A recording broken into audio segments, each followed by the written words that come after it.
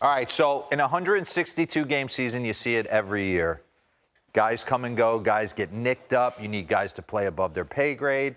The St. Louis Cardinals find a way to create chemistry seamlessly every year. They do it. And it's funny to me. They get Pujols to try. Now everybody's thinking he's going to get to 700. The stock is Nolan Arenado and Paul Goldschmidt, Waino, all these guys. But you get buy-in with the draft and development. I went down a wormhole last night on YouTube. I wanted to dive in on Lars Nootbaar. Who is he? El Segundo High School, California. Yeah. Quarterback. Getting it done. Kind of raw. He's got a soft spot. You got a soft spot. I got a soft spot for guys like this because once he gave up football and gave his heart to baseball, then they come quick. And he's got the mental toughness. If you're going to get in a huddle and look at the boys, you can handle a big moment at Busch Stadium. So let's get in, all right? Because we got to give love to some scouts out there that are able to go in, and you got to pick it apart. So here he is in high school, Mike, and you got to start to imagine your son's playing high school baseball right now. You talked about Sal Stewart, right? Cincinnati. Run that back for me real quick. Get it all the way back here, too. I want to see this swing again. And pause it. You talk about your kid from your son in high school. He played with a first-round pick by the Cincinnati Reds. So you have to imagine he wasn't a first-round pick. Right. A little bit later, athletic, wiry, run this.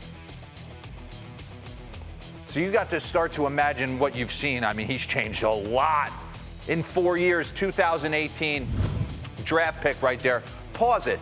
Bring up his career stats because he's actually struggling right now, but we feel like in honor of his birthday, we were going to give him some love because since July 2022, he has been really good for this team. You see him early, 89 games, Mendoza line, couple bombs, on base. He's starting to figure some things out. Okay, 261, and he's been, last 30 games, he's actually been bad.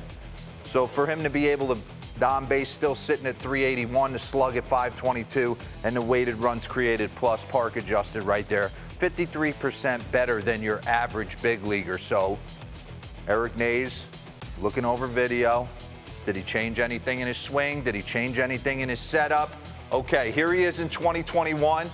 And I always say this, when you first get to the big leagues, Mike, maybe it's different, but you can't be process-based. You got to be result-based. So you stick your nose in there, and you don't care what the hit looks like. You just want to absolutely. You just want to bat an average. And I think guys, when they come into the league, that whole saying that you come into the league confident, you can take that and throw it out the window.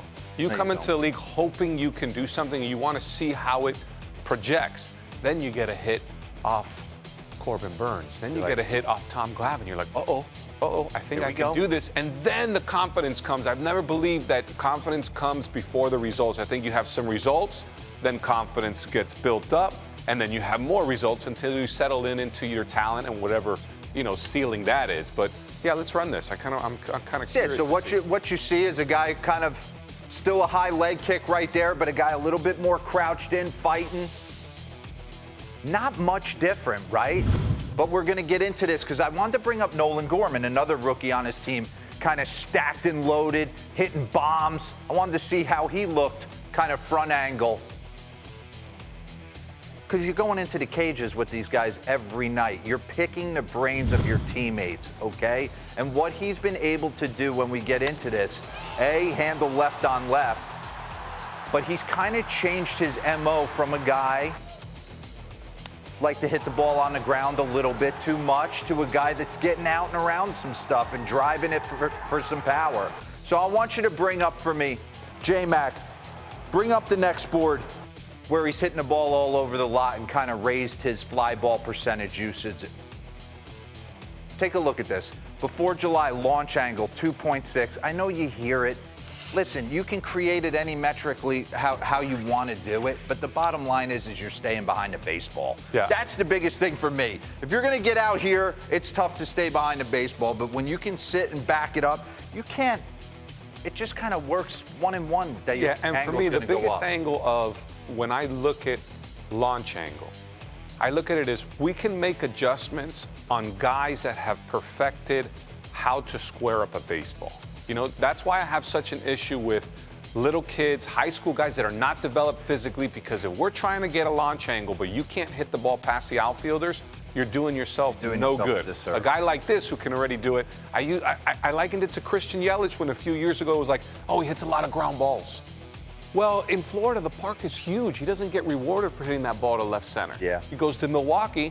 Now I can kind of get into the swing that I was, because I don't have to make a right-hand turn because the center fielder caught it, at the warning track. So the park does play a difference. So when you got a guy who has the talent to get to the big leagues, now we can kind of fine-tune it. And the big thing I saw, D-Row, was the hand position. When he was young, it was like back and a small load. Yeah. And you see him kind of the resting on the thing, whatever the trigger is. And I got to give the St. Louis Cardinals credit. It seems like they're a development factory. You can run this.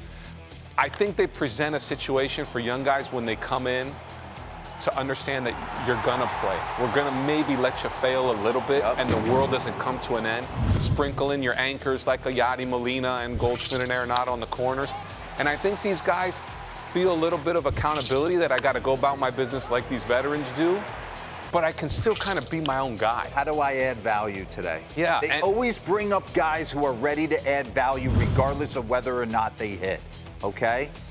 Pause this real quick, because I got to get into this. Oh, here we go. Bring up what he's done against fastball velocity, because he was getting beat up by the heater, and usually they talk about if you're going to play in the big leagues, you got to be able to handle velocity, you got to be able to handle the four-seam heater. Hitting $1.11, slugging nothing since July 2022.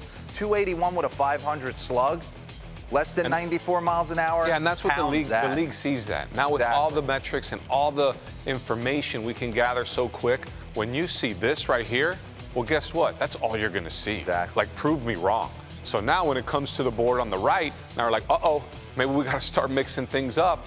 And that's where, can you make the adjustment to the adjustment? You mentioned earlier in the show, it's not so much getting to the big league, it's how long you can stay. Well, I think that second adjustment is huge for guys saying, okay, I'm here, they're pitching me a certain way, I adjust.